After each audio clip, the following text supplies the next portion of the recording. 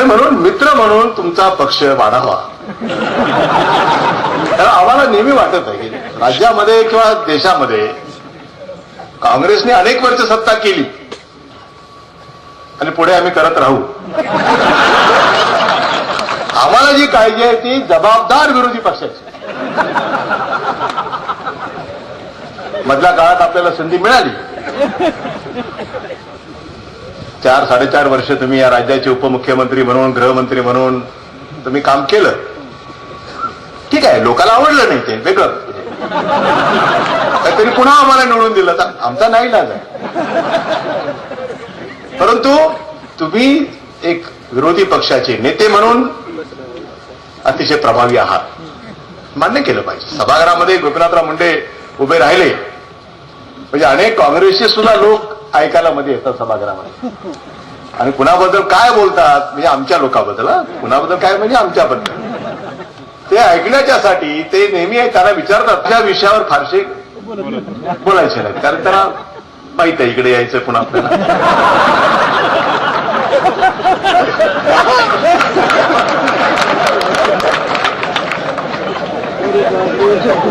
परंतु एक विरोधी पक्ष नेता एक चौफेर आणि टीका करताना सुद्धा कुणाला ती टीका लागणार नाही.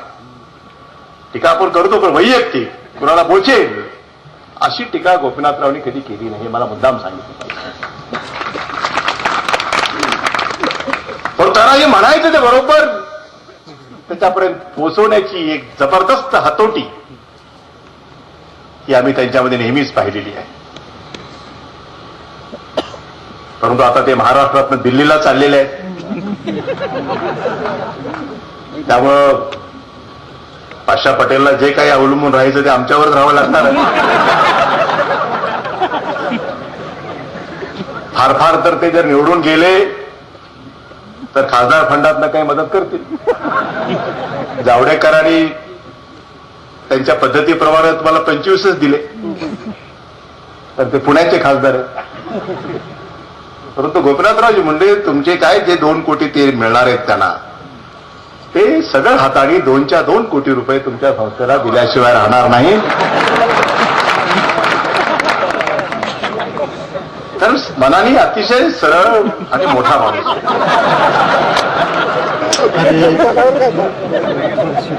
ते म्हणाले की पाशा पटेलला आमच्याकडे का पाठवलंय आम्हाला अजून काही कळलं नाही. परंतु पाशा पटेल तुमच्याकडे गेल्यामुळं आमचे किती प्रश्न सुटले त्याची काही कल्पना तुम्हाला